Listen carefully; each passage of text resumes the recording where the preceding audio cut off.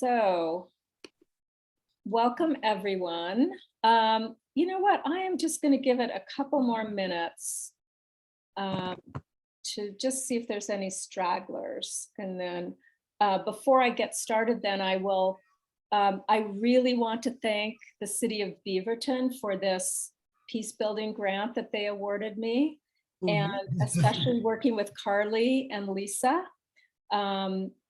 And so it's them that you have to thank for this. And I want to start by asking a question to you. And Barbara, for this one, could you take me off the spotlight for a minute? Because I want to see everybody. Thank you. My question is, and raise your hand if this is true, your physical hand. Who here has never been wrong? Usually have a few wise guys that say they haven't, but you know, then why is it so hard to admit we're wrong? And that's part of what we're going to start addressing in this class and classes 2 and 3, because until we can do that, we really can't take any new information in. And the truth as I see it is no one knows everything about anything, ourselves included. So I think some of you saw the Yuval Harari slide in the waiting room. Barbara, can you pull that up? Is it possible to screen share that again? Thank you. Yes. So Yuval Harari is a current day historian, and someone asked him, is there any hope for humanity?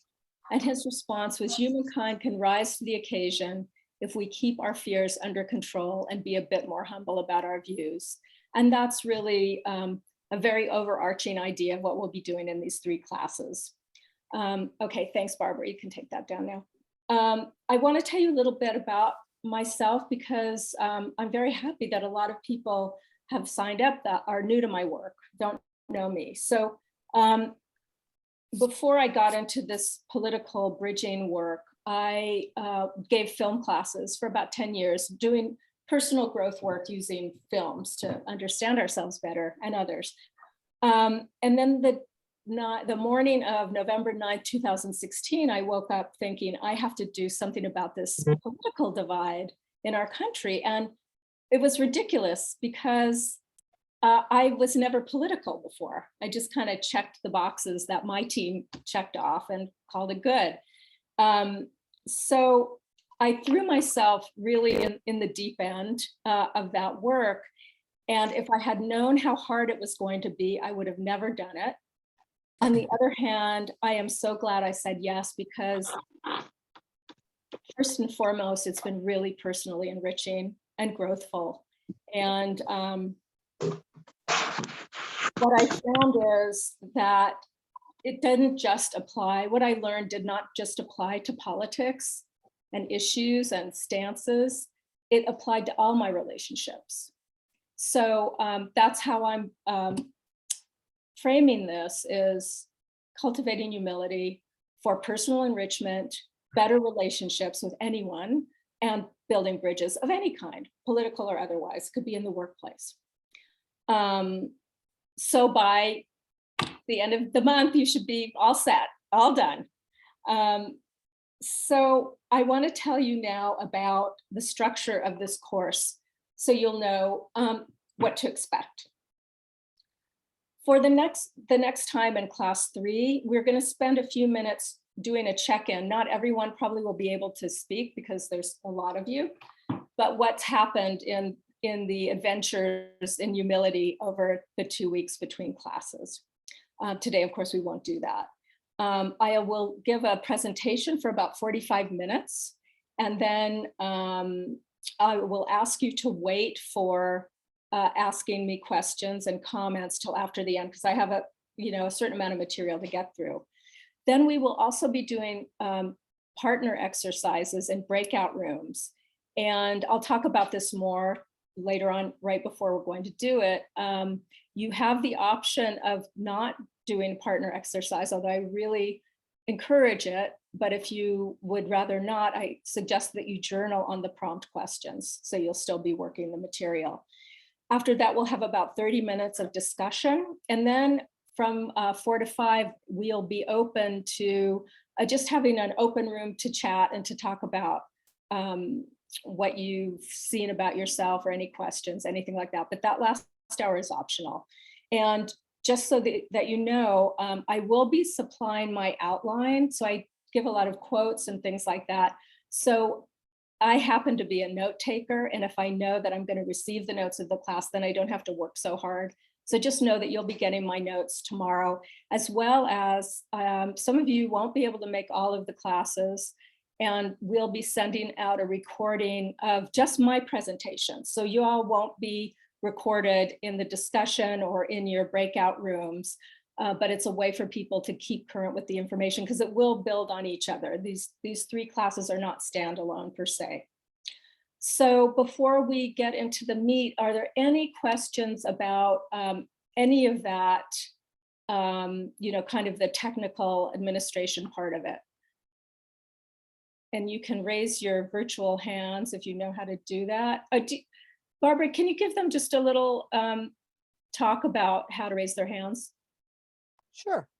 At the bottom of your screen is a tab called Reactions. If you open that, there is a raise hand icon. And when you're called on and you speak, if you could lower your hand.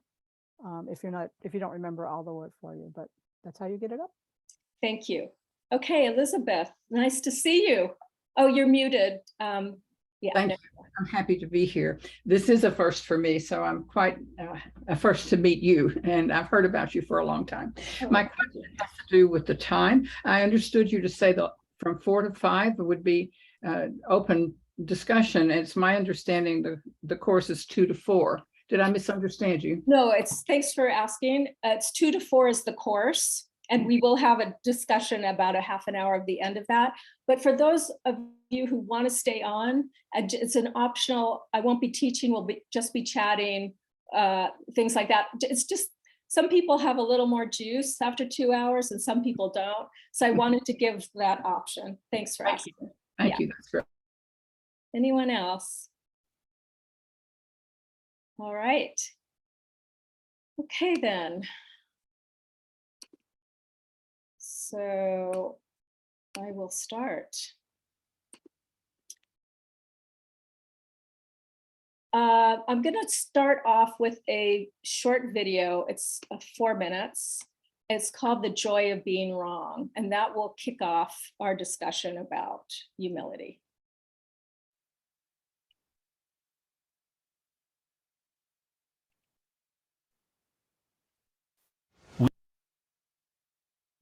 And it wouldn't be an argument if you didn't believe that you were right and they were wrong. But aren't we all wrong sometimes? No one is right about all the things all the time. Research shows that admitting that we might be wrong can actually help us be better friends, happier people, and more effective advocates for our beliefs. This is called intellectual humility, and it's a gift. Not the kind you're born with, but the kind you can give yourself. So why don't we? Why is it so hard to admit that we might be wrong?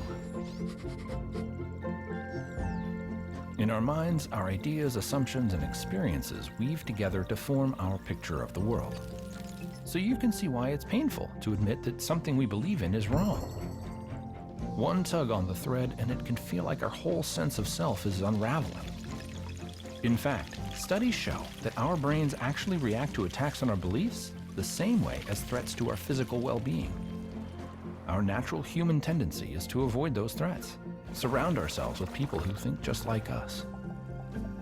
It doesn't matter how smart or well-educated you are, anyone can fall into these traps. But we can break out of these bubbles. Our ideas don't need to limit us. We just need to remember that some of the things we know are wrong or incomplete. It doesn't have to feel like a failure. It can feel like a relief. We can let go of the ideas that were holding us back from growth. This is one of the key features of intellectual humility, that willingness to accept and admit that you might be wrong. Early research shows that people who practice intellectual humility make more thoughtful decisions, have stronger connections with their friends and partners, and are more tolerant, which could lead to a happier life. We live in a time where there's pressure to appear like you're always right. But recognizing an incompleteness in our knowledge isn't weakness or ignorance. It's the opposite.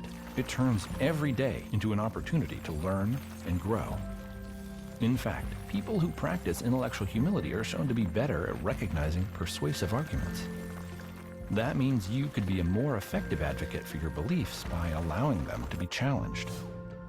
The scientific method asks us to test every idea, question every theory, and that discipline is responsible for much of the explosive progress that has defined the last 2 centuries. Intellectual humility is the same principle applied to the individual, constantly refining your understanding of the world and yourself. The person you are now only exists because the person you were was willing to grow into something new. Intellectual humility is that willingness. It allows us to constantly search through our understanding of the world and bit by bit, make it better. Learn more about research on intellectual humility at templeton.org/discoveries. So let's define humility. I looked in the dictionary and it said the state of character or being humble, freedom from pride and arrogance, and secondly, lowliness of mind, a low estimate of oneself, self-abasement or meekness. However, I see it differently. For me, humility is acknowledging and owning both my strengths and my limitations without either self-inflation, arrogance, or grandiosity, or on the other hand, self-deprecation or false modesty.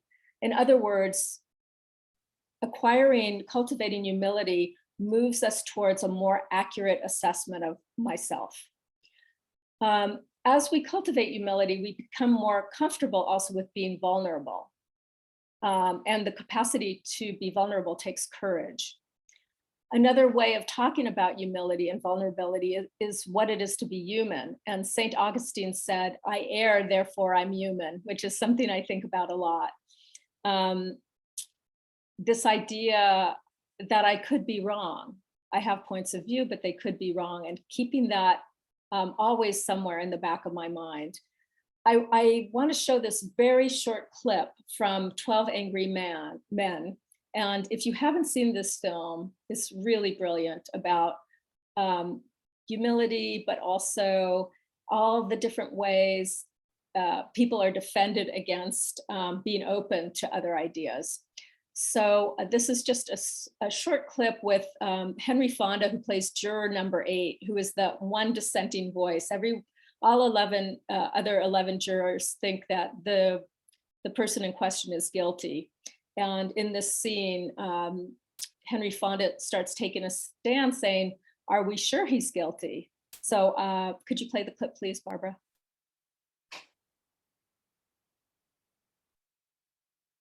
Gradually loses the jury. Let's begin with the first characteristic of expressing uncertainty. The very first exchange between these two men happens when number 3 asks number 8 a simple question. You really think he's innocent?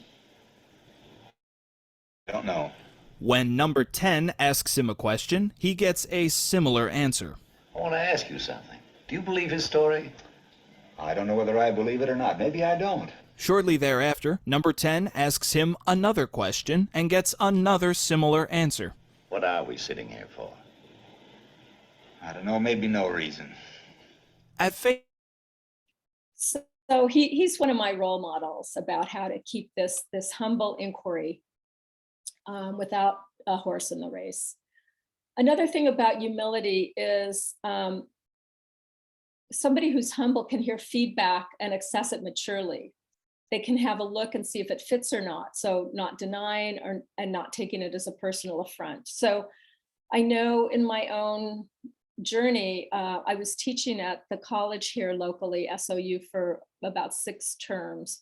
And at the very beginning, I was very frightened of being wrong in front of these class of 30 kids. But I also wanted to become better at what I did. So I sought feedback about how I was doing. And it really took this strength and courage to be able to look at what I was doing and not taking it as a deflating criticism. Like, it helped me get better at what I did. And on the other hand, as I matured and got stronger, I could also say to myself, well, this doesn't really fit either. But if I heard from five different people the same, feedback separately, I could figure there was some truth to it because I was the common denominator. But being more humble, I was able to not take it so personally. It didn't feel so hurtful to me. So at a certain point, we can start to feel like vulnerability is a strength, not a weakness, something even noble. Somebody once put it, being humble, you have nothing to hide, nothing to prove, and nothing to defend. And I'm going to say that again because I think it's so beautiful. Nothing to hide, nothing to prove, and nothing to defend. So I find also, and I'm not humble all the time, but as I become more humble, I'm less self-conscious, I'm less second-guessing myself, I'm less concerned about how I think I'm being seen. And really, it becomes more and more a place of liberation and more importantly, authenticity. I feel more free to be myself because I'm not trying to appear to be something maybe I'm not. Now, I do want to make a note about this because there needs to be discernment too. I used to have a family member who would elicit very personal things from me. And then when I least expected it or needed it, she'd kind of use it against me. And so there's no point in being openly vulnerable with everyone. I think it's really something to discern. So that's my story about that. So I don't want to say always, say everything, be uncensored. No, we need to be discerning about this. Now, why should we cultivate humility? Well, firstly, and these are my ideas, personal enrichment. Like I said at the beginning, humility is actually its own reward. And another thing that it does is one comes less from their egos. That's a word that we use a lot in common parlance. And what it also helps do is develop a more open mind, and it widens our apertures for how big we can see an accurate picture of what's going on. We also become more relaxed, and homeostatic is a word I'm going to be using a lot in these 3 classes. Homeostatic is this neurobiological feeling of everything's okay, of equilibrium, of relaxation. And like they said in the clip, being more humble actually makes you happier. This is a sense of well-being that becomes more and more established. The second thing is better relationships. They mentioned that in the clip too. Sometimes we're forced through circumstance to get along, family, marriages, in our religious or spiritual groups or work relationships, politics. And these things can really be like our nemesis. Like we need to confront certain things to see ourselves and see the others and make bridging movements.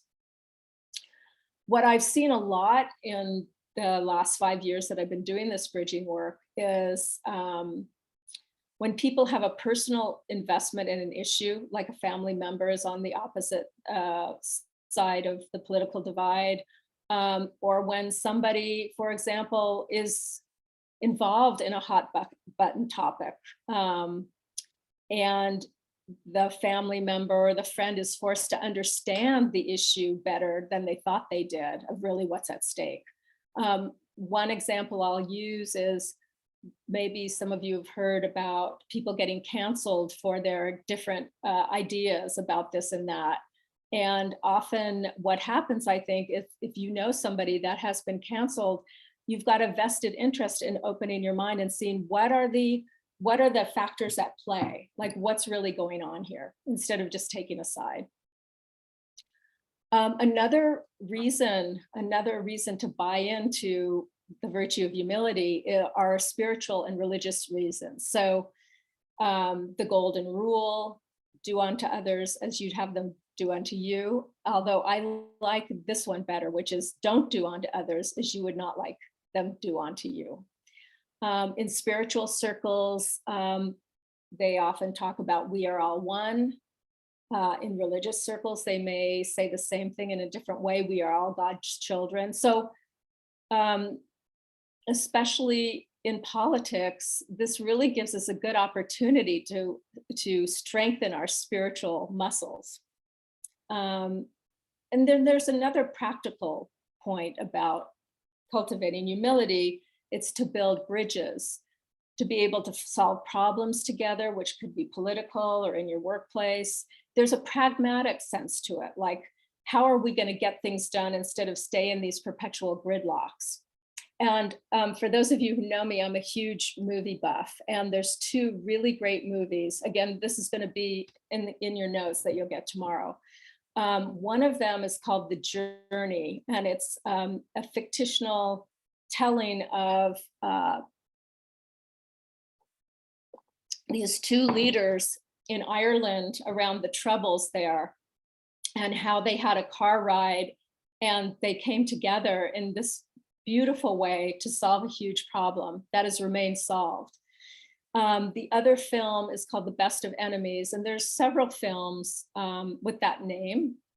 This is the one with Sam Rockwell, and it's the true story of, I think it was in the 70s in the South, and it was about a KKK member and a Black woman activist working on the school board together. And they became the best of friends, actually. So I love these stories where we see bridging in action, where it's not just a great idea and all kumbaya and everything. Like, how has that happened in real life?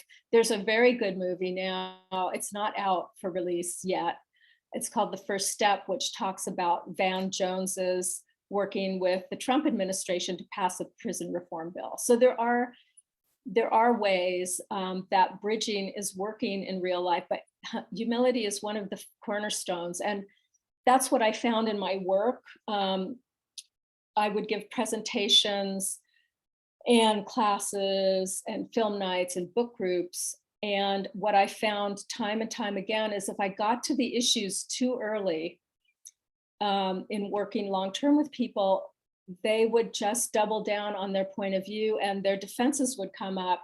So that's why now I really only teach the things, the things that we need, that we're going to be covering in these 3 months, these 3 classes, to be able to come to the table to talk to issues.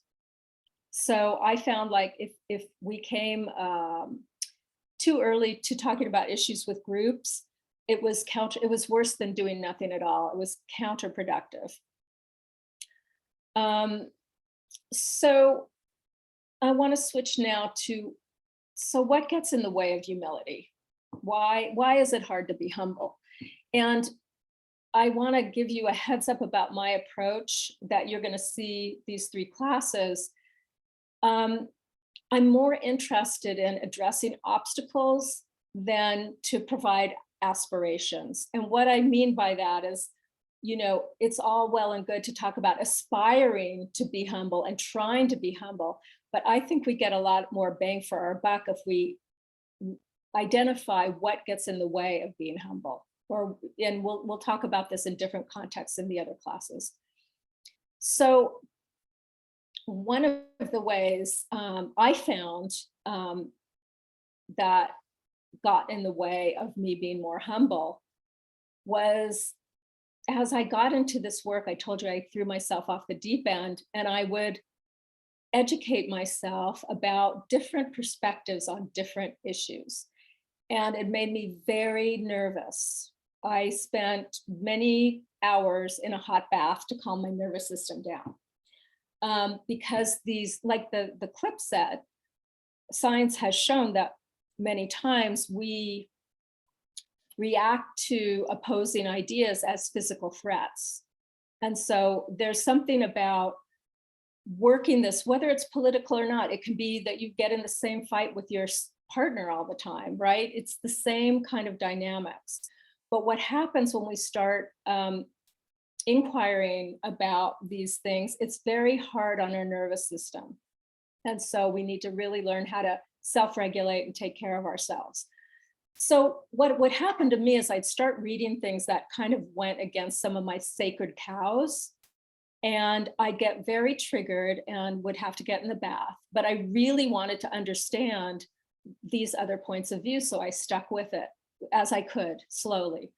But I started chronicling, so what comes up for me? And one of the main things that came up for me, and this could be different for any of you, but it was that sense, like, if I was wrong about X, whatever it was, what if I was wrong about everything? What if everything I believed was wrong? And I realized that I needed to cultivate the tolerance for not knowing, being uncertain, being wrong, changing my mind. And it takes a while. It really does. And I know some of you on this call have studied with me for a while, and I think you know what I'm talking about. But I'm here to tell you it's so much better out the other end, because what happens, I think, so often is that we land on a position, again, could be anywhere, interpersonal, political, and it makes us feel better to think and feel that we know the truth about whatever it is. It makes us feel less powerless. And what ends up happening over time is that one can feel, or I have felt, more stable, not knowing, not having so many opinions, not needing to be right about things, being more curious. And who knew? Like, when I look back, I was holding so hard onto my positions and not knowing that it's so much better at the other end. So another thing that gets in the way of humility, and some might argue this is the basic thing, is shame. And I have a couple stories about my adventures in shame. One is that I had a roommate in my 20s whose name was Joe, and he was studying to be a psychoanalyst. And I loved when he'd come home and he'd tell me, share with me what he was learning. And he said that he was finding out that shame was a basis of a lot of people's problems. And I kind of scoffed. I said, I'm not ashamed of anything, at least in my head. I don't know if I said it to him. And about 10 years later, I can't remember what the catalyzing event was, but something happened, and I had this huge aha, like, oh my God, I had no idea how much shame was really present for me, and how I defended against it. Part of the problem with shame is that it's so shameful to even admit you're ashamed that it's really hard to start dealing with this. There's this desire that we have to save face or to not lose face. And it seems pretty wired in us as human beings. Now, fast forward to about, well, another 10 years after that, I have 3 sons, and the youngest one, when he was about 9, one night said, Mom, I forgot, I had homework, I forgot to do it. And it was 9:30. And I said, okay, let's sit down and do it. And he said, it was a word problem. And I don't know if y'all know how this goes, but in this particular one, there were like 20 facts. And the first thing you had to do is figure out which facts you didn't need to know to solve for the problem. And my son was really struggling with this. And I started yelling at him, like, oh, come on, you know how to do this. And I'm so grateful I had this moment of insight. And I thought, I don't know how to do this problem. And I said to Max, I said, you know what, let's take 10 minutes I got in the shower, a very hot shower, and these sounds that came out of me were unworldly, this keening. And I had no memories. I don't remember how I was shamed or not as a kid, but I had a felt sense that something had happened, and that's all I really needed to know. So I came out, and I said to Max, I apologized. I said, it was me who didn't understand. I said, let's go to bed and we'll wake up 15 minutes early and address this. We'll do it in the morning. But I'm telling you this because it really did feel to me like the cornerstone for being able to be more humble in a long process, right? But there was something about, oh my gosh, feeling the depth of that pain and what I do, and I think a lot of humans do, to defend against that. There's a movie again called The Reader that some of you might know. It was with Ralph Fiennes and Kate Winslet. And I won't do any well, it is kind of a spoiler, but this woman was accused of something. She had signed a paper. She was illiterate and accused of something very horrific. She had signed a paper, not being able to read. And rather than tell the court that she didn't know how to read, she just signed it because she was told to. She didn't tell. She was so ashamed of saying she was illiterate that she went to prison. So it's a fictional story, but I think it really speaks to a lot of us.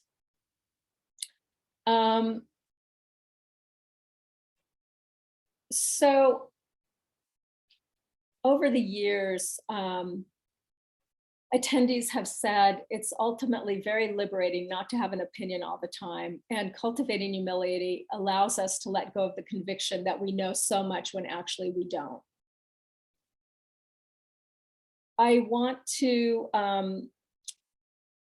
so we're just dipping our toe in here, our toes, and I want to give you some ideas of what we do with all this. And again, I really want to highlight that this is a long process. This is a long process, but it really is rewarding. One of the things to do is develop being okay with being wrong, about changing our minds, because if we've changed our minds, it means that we've been wrong about something at some point. And not having an opinion on everything. It's okay not to have an opinion on everything. Much of the time now, if somebody asks me what I think about this or that that's going on in the world, I'll say, I don't know enough about it to have an opinion. And it's true, because there's a couple quotes I want to share with you. One is by a man named Lawrence Peter, and he says, some problems are just so complex that you have to be highly intelligent and well-informed just to be undecided about them. And another one by Thomas Sowell says, it takes considerable knowledge just to realize the extent of your own ignorance. And that's one of the things about humility, is it can open, we don't get defended against those opposing ideas. We can say, oh, maybe I don't know enough about this, and there's no shame in that. Maybe I've been wrong about this. I err, therefore I'm human. So another thing we can do is to catch ourselves in the act. So Viktor Frankl, who was a survival of the concentration camps, he said, between stimulus and response, there is a space. In that space is our power to choose our response. In our response lies our growth and our freedom. So I say to you, humility gives us the capability and the capacity to step into that space, to take a pause, to take some deep breaths, to take a walk, to calm our nervous systems when we're feeling defensive or needing to be right. And if you feel shame, if you find in that between stimulus and response, between me yelling at Max and taking a shower, If you feel shame, be gentle with yourself. This can be really, really tender territory, but it really starts opening up a lot more capacity. The other thing, and I had to do this a lot when I was teaching at SOU, is to turn humiliation into humility, like the story with my son. But I also want to share a story by David Brooks, who maybe some of you know.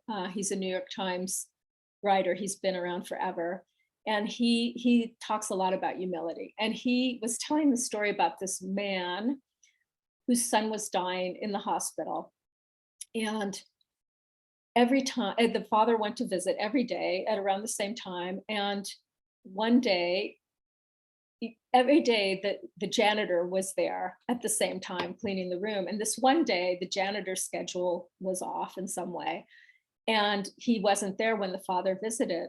So when the father saw the janitor in the hall, he said, started yelling at him and saying, "Why didn't you come clean my son's room?" And blah, blah, blah. And the janitor said, "I'm sorry, sir, I'll do it right away." So these are the kind of ideas that he didn't have to defend himself. The janitor say, "No, I've already come." He had come earlier. Sorry, I forgot to tell that. He had already come and done the room. So that's another way humility can show up. This is something really important and something we're going to get to in the other classes as well. And this has been one of the things that has most helped me personally navigate these territories, is developing the art of the working hypothesis, which means something like, as far as I know today, this is the conclusion I have come to about X. And what that does is it leaves me poised to pivot. If somebody says something that changes my mind or I didn't know, I mean, one of my favorite things when I hear myself saying, "Oh, I never knew that before," it means I'm taking in new information. If we're defended against feeling shame or other things we will talk about in class 2, we're not going to be able to seriously take in other points of view. We're not going to be able to learn about what's really going on out there. Malcolm Gladwell, who's a writer I really like, maybe you know him too. He says, "I feel I change my mind all the time. And I sort of feel that's your responsibility as a person, as a human being, to constantly be updating your positions on as many things as possible. And if you don't contradict yourself on a regular basis, then you're not thinking. In other words, if I am not changing my mind regularly, I know I'm not thinking." So it's like in science, so many new things are discovered all the time. People are constantly updating what they know about the world. And the same with me, like in the beginning of my journey with this stuff, I realized that certain positions I had taken about current events, I had formed those opinions and those stances 20 years ago, and I'd never gotten the upgrade. That's when I started being able to like say, oh, okay, what do I not know here? Another way with the working hypothesis is I could be wrong, but this is how I see X.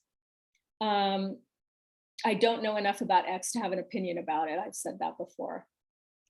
The other thing that when we are humble, the other thing we can start cultivating is curiosity. Maybe the other person knows something I don't. And there's a man named Jonathan Haidt, who I will be talking about in other classes, who for me is the grandfather of the bridging movement. And that's one of the things he pointed out, that when he started really understanding more what the other side had to say, he found out that the other person often did know something he didn't. And he started listening better. We all have blind spots. That's part of our wiring. It's a feature, not a bug. And we need other points of view to be able to see them. Maybe you know the story about the elephant and the blind men. Old story about these 6 blind men were asked to define what an elephant was. And they each took a part of the elephant, the tail, the trunk, the ear, and then they could only define the thing by what part they had experience with. And we're all the blind men. None of us can see the whole elephant. And by being humble and being more open-minded, we can let ourselves be educated in a more full way. In a non-political example, my then husband, Tom, well, we were married for over 20 years, but one thing he was really good at is ethical decisions. And so very often I would say, I've got this problem with a friend or whatever. And I said, I could do A, B, C. And he'd listen and he'd say, what about D and E? And they were things that had never occurred to me. And 9 times out of 10, I followed his advice. So we're all like that. We're limited by how much our brains can take in, first of all. And we have all kinds of filters that we're going to talk about class 2. We need others. We need others to see the whole elephant. So we can start to see maybe when our beliefs and opinions might not be accurate or not based on a fuller knowledge of an issue or a situation. Could be a situation at work. Another thing that we can do is cultivate the ability to laugh at ourselves. It really, it's pretty joyful to catch ourselves being wrong and laughing and normalizing it. Remember, I err, therefore I'm human. So normalize being wrong and making mistakes and accept our humanity. So what we're going to do now is take a 10-minute break. So let's be back at 5 to 3. So you can take a little bio break, and then we'll come back and we'll do an exercise. Take some time here because the way that we're going to do this exercise is how we will do them in the next 2 classes. So I really want to front load this properly. What's going to happen is that you're going to be put in breakout rooms of 2 people. Barbara will do that through her magic.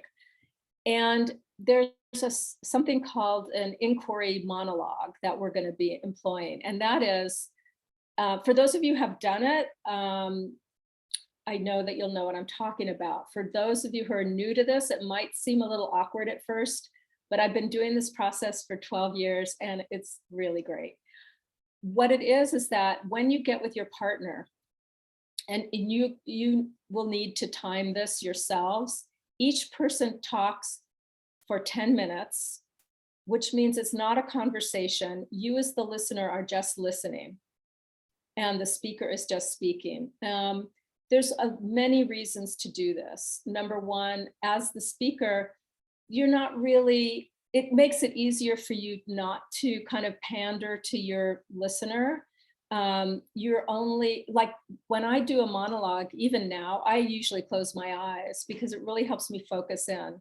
So you're having somebody's undivided attention. And really as the listener, it's quite relaxing because you don't have to figure out how to respond. You're just listening. And many, many, many times, more often than not, whatever the topic is, which I'll tell you in a minute, you're also learning from what you're listening. Like you're going to think, oh, I never thought about it that way, or oh, I'm going to try that. This is nothing about advice giving or anything like that. It's about you expressing what's coming up through the prompt questions I'll give you and the listener just listening. So one of you needs to time for 10 minutes and then the other person speaks for 10 minutes.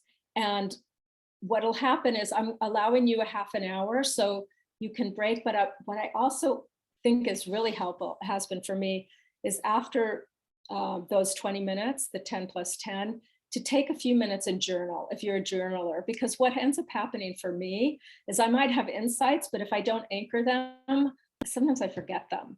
So, and sometimes I'll have associations even while the other person is talking.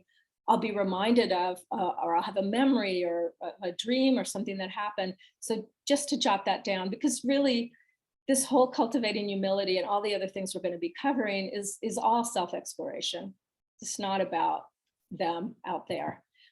So I found this really a good way to do that. Yeah, and also when you're speaking without being interrupted, it really lets you formulate your thoughts without, having to stop and start.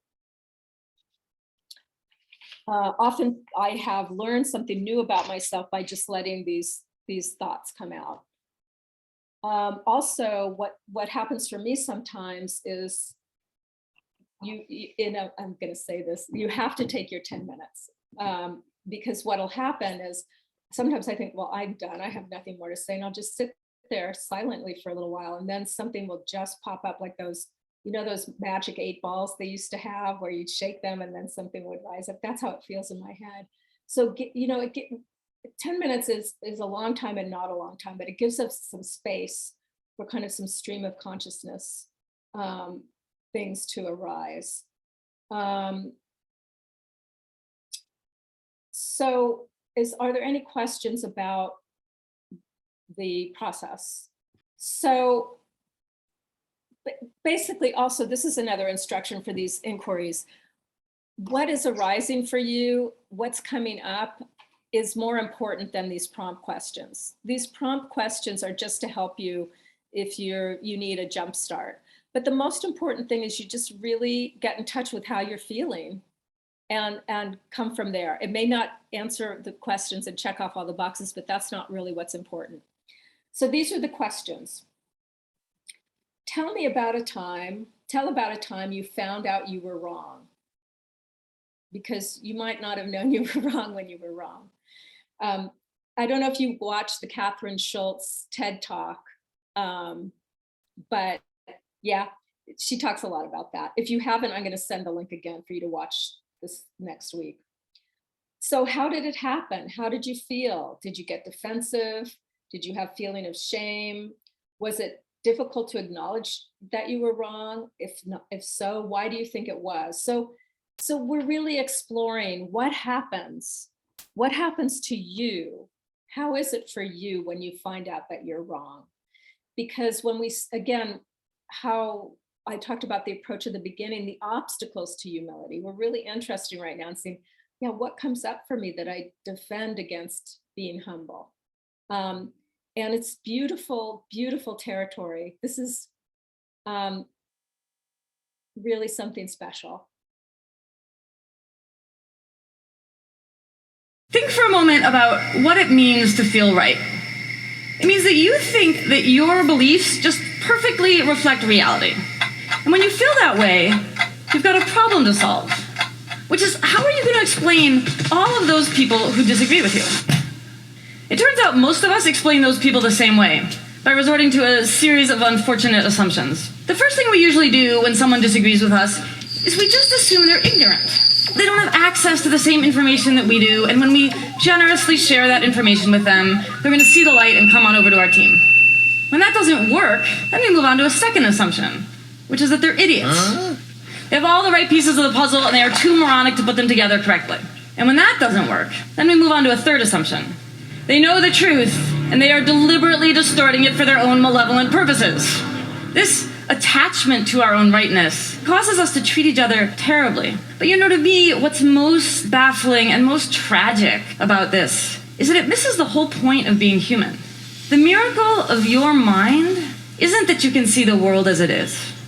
It's that you can see the world as it isn't. We can remember the past, and we can think about the future, and we can imagine what it's like to be some other person in some other place. And we all do this a little differently, which is why we can all look up at the same night sky and see this, and also this, and also this. And it is also why we get things wrong. If you really want to rediscover wonder, you need to step outside of that tiny, terrified space of rightness and look around at each other and look out at the vastness and complexity and mystery of the universe and be able to say, wow, I don't know, maybe I'm wrong.